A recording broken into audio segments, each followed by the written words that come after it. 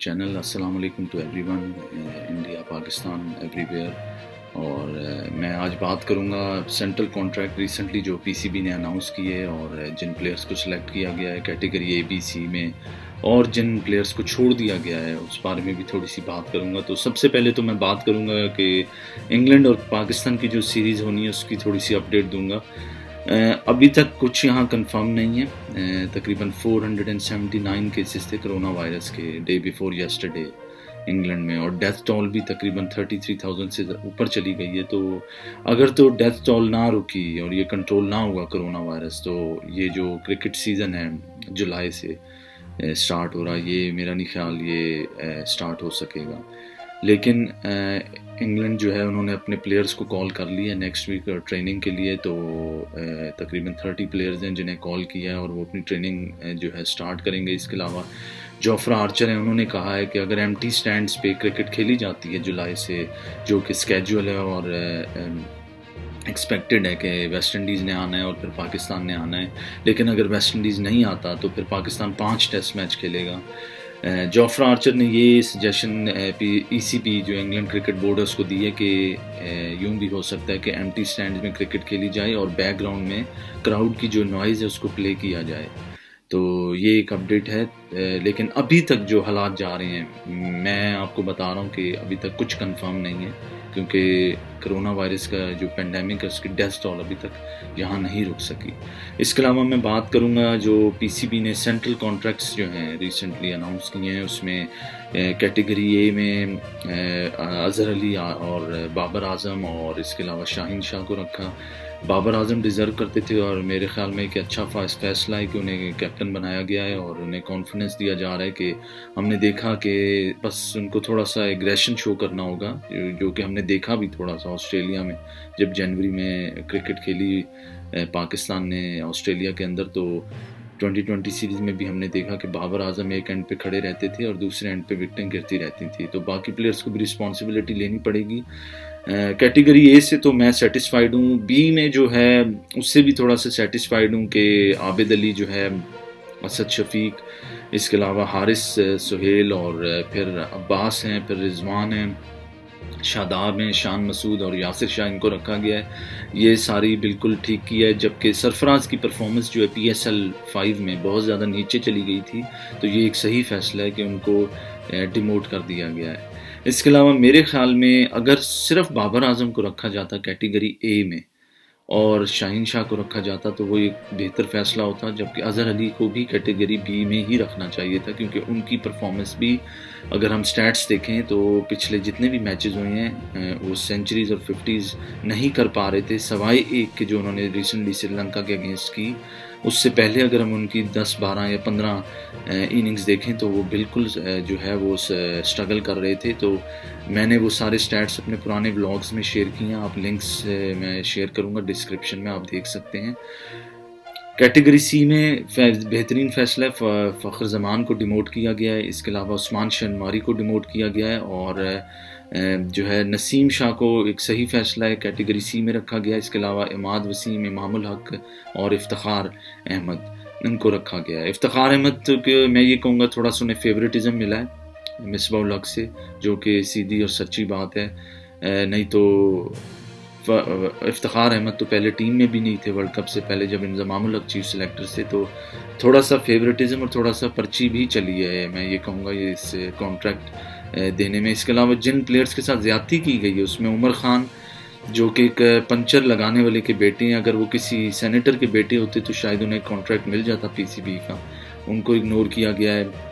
इसके अलावा फवाद आलम, एक दफ़ा मैंने कोई 10 से 15 व्लॉग्स फवाद आलम पे किए हैं, उनके स्टैट्स शेयर करता रहा हूँ, बैटिंग एवरेजेस डोमेस्टिक की शेयर करता रहा हूँ। मैं वो दोबारा बातें नहीं कहूँगा, लेकिन उनके साथ भी ज़्यादती हुई है। और मैं ये कहूँगा कि फवाद आलम जो हैं, मेरे ख़्याल में उनके पास कोई पर्ची नहीं है, उनके पास सिफारिश नहीं है, इस वजह से उनको हमेशा टीम में भी नहीं खिलाते, वो प्लेइंग 11 में भी नहीं होते और सेंट्रल कॉन्ट्रैक्ट में भी जो है वो नहीं उनको डालते। एक आध दफ़ा डाला है पिछले 1-2 सालों में और बगैर खिलाए फिर निकाल दिया उन्हें।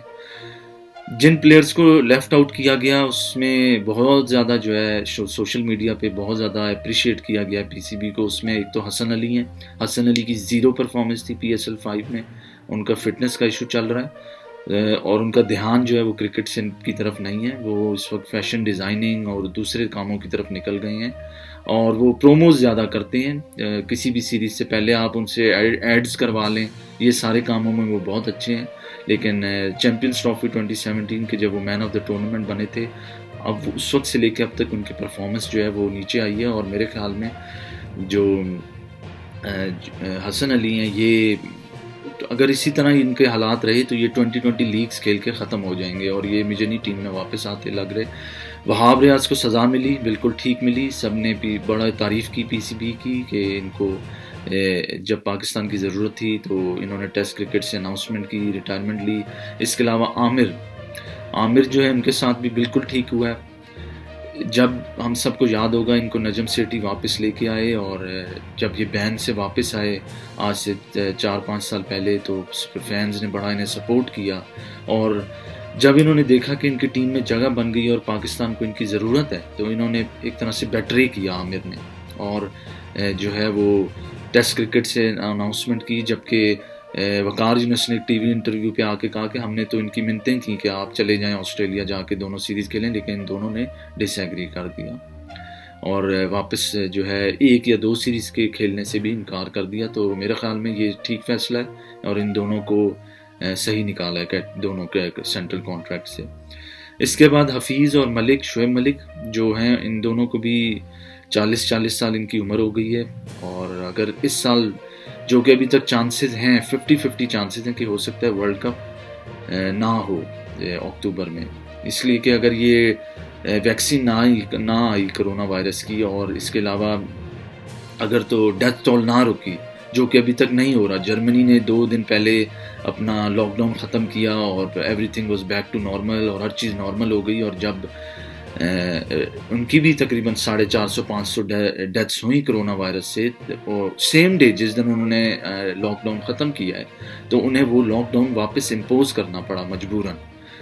तो अभी हमें नहीं पता कि हो सकता है अभी क्योंकि इंग्लैंड में भी और वेल्स में भी जो है लॉकडाउन वो एक्सटेंड हो गया है 1 जून तक और 1 जून के बाद भी अगर तो हालात बेहतर ना हुए और ये डेथ टोल ना रुकी तो ये मज़ीद आगे एक्सटेंड हो जाएगा और पार्शल होगा, यानी कि प्राइम मिनिस्टर बोरिस जॉनसन ने कहा कि कुछ जो हैं शॉपिंग सेंटर्स खोल दिए जाएंगे और बाकी चीज़ें खोल दी जाएंगी, लेकिन ऐसे हालात में क्लोज डोर ही जो कि कहा जा रहा है कि पाकिस्तान फिर आएगा, जो कि चांसेस 80% हैं कि पाकिस्तान आके खेलेगा, तो वो तभी हो सकता है।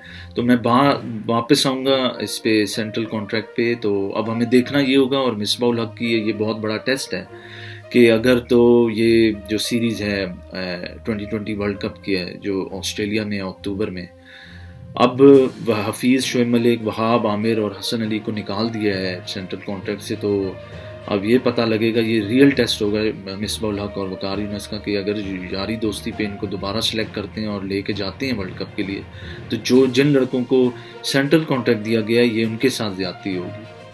और मेरी समझ से ये भी बाहर है कि सरफराज को इन्होंने अभी भी जो है एक तो उनके साथ थोड़ी सी ज़्यादती की सरफराज अहमद के साथ। ये सब कुछ जो उनके साथ हुआ ये सिर्फ पाकिस्तान में ही होता है, ये किसी और मुल्क में नहीं होता, ना इंडिया में होता है ना न्यूजीलैंड में होता है, वहाँ भी वाइट वॉशेस होते हैं। विराट कोहली को उन्होंने कप्तानी से नहीं हटाया, अगर वहाँ अभी रिसेंटली जब हमने देखा कि सही फेंटा लगाया उन्होंने, न्यूजीलैंड वालों ने उनको 2020 सीरीज़ में वाइट वॉश होने के बाद उन्होंने वनडे में भी वाइट वॉश किया और टेस्ट में भी वाइट वॉश किया।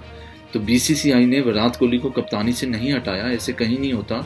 जो पीसीबी ने सरफराज के साथ किया, सरफराज को 2020 की कप्तानी जो है दिए रखनी चाहिए थी। इन्होंने वही काम किया है जो इन्होंने 3 साल पहले सरफराज के साथ किया था कि तुम तीनों फॉर्मेट का कप्तान बन जाओ, और अब यही काम इन्होंने बाबर आजम के साथ किया है कि बाबर आजम को 2 फॉर्मेट का कप्तान बनाया है, जो कि अब हमें कुछ सीरीज़ होंगी 3-4 तो उनका टेस्ट रियल टेस्ट होगा, जब वो प्रेशर में खेलेंगे पता लगेगा।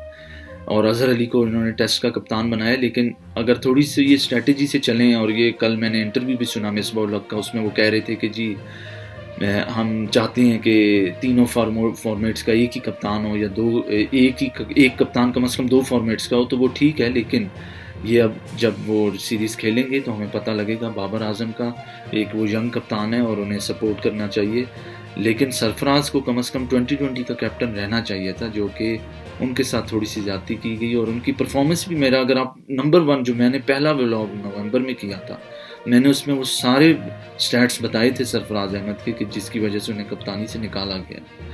तो इसके अलावा मैंने बाकी सारी बातें आपको बता दी हैं सेंट्रल कॉन्ट्रैक्ट के बारे में।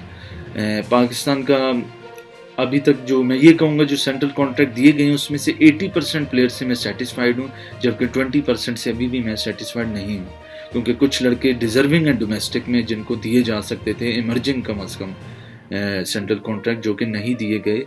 और इसमें मैं यही कहूँगा कि पर्ची कल्चर है पीसीबी में, और जो सिफारिश कल्चर है, उस वजह से ये सब कुछ हुआ है। अगर आपको मेरी वीडियो पसंद आई है तो मेरे चैनल को सब्सक्राइब करिएगा, और इसके अलावा अगर वीडियो पसंद आई है तो इसको शेयर भी ज़रूर करिएगा। आज के लिए खुदा हाफिज़।